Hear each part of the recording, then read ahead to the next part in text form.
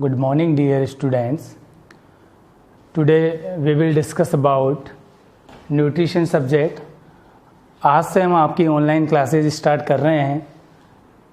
तो आज अपन पढ़ने वाले हैं न्यूट्रिशन सब्जेक्ट्स के रिगार्डिंग माइक्रोन्यूट्रिएंट्स।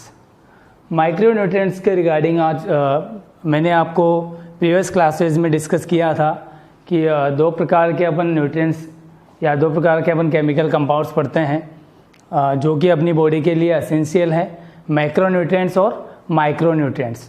मैक्रोन्यूट्रिएंट्स के बारे में मैंने आपको बताया था, उसके अंदर कंसिडर किया जाता है कार्बोहाइड्रेट, प्रोटीन, फैट्स एट्सेट्रा।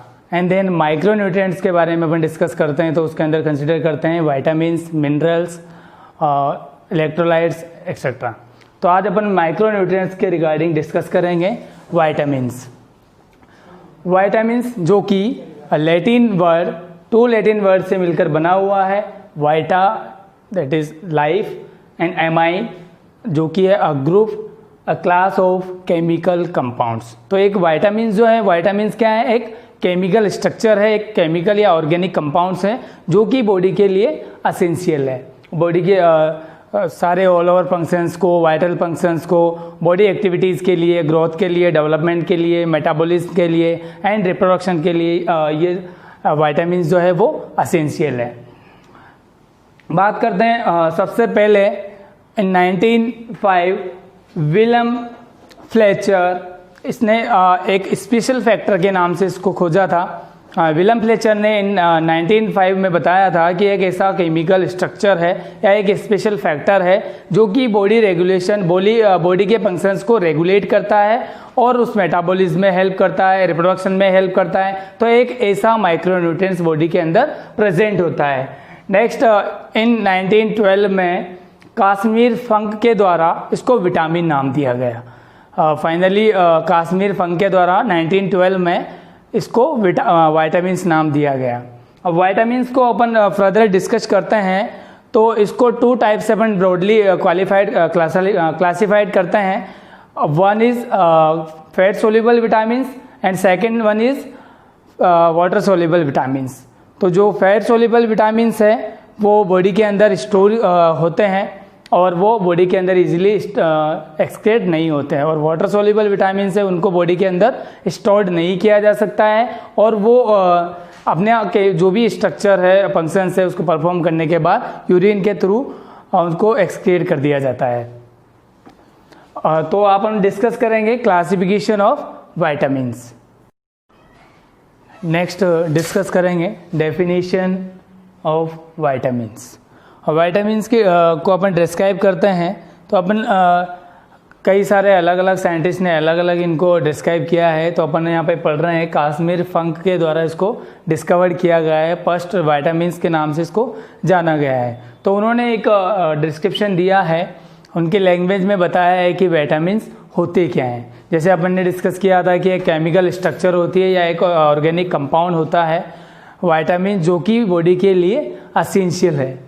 तो यहाँ पर डिस्कस किया गया है vitamins are specific group of organic substances which are made up of carbon, carbohydrate, proteins and lipid and required in small amount for human growth, metabolism, development and carry out vital functions of the body.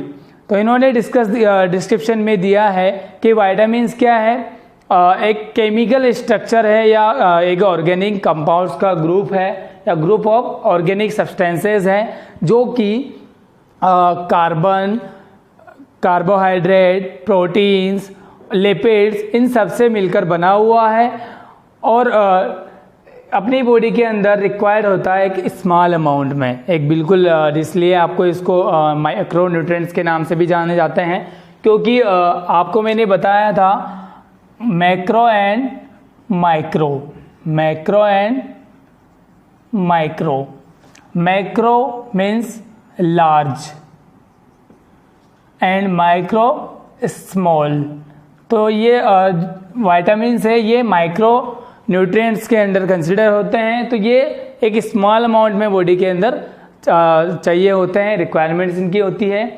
तो which are made up of carbon, carbohydrate, proteins, lipids and require in small amount for human growth. अपनी humans की growth के लिए इनका एक small amount अपनी body के लिए काफ़ी होता है, ह्यूमंस की ग्रोथ के लिए, मेटाबॉलिज्म के लिए एंड डेवलपमेंट के लिए, and carry out all over जितने भी वाइटल फंक्शंस है, जैसे रेस्पिरेशन है, हार्ट बीट है, या जो भी वाइटल फंक्शंस है हार्ट से रिलेटेड, रेस्पिरेशन से रिलेटेड, ये या अदर फंक्शंस, अदर सिस्टम से रिलेटेड जो भी वाइटल फंक्शंस हैं उन सबके फंक्शंस में ये हेल्प करते हैं। नेक्स्ट अपन डिस्कस करेंगे क्लासिफिकेशंस ऑफ वाइटामिन्स। तो वाइटामिन्स के क्लासिफिकेशंस को अपन ने 2 टाइप से डिस्कस करेंगे, या कास्मिन फंक ने इसको 2 टाइप से डिस्क्रिप्शन दिया है।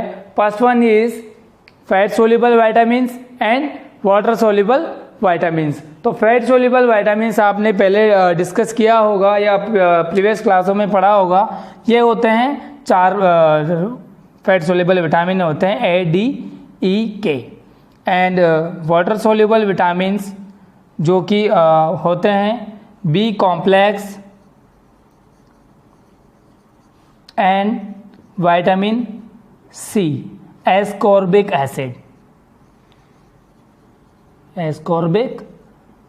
एसिड।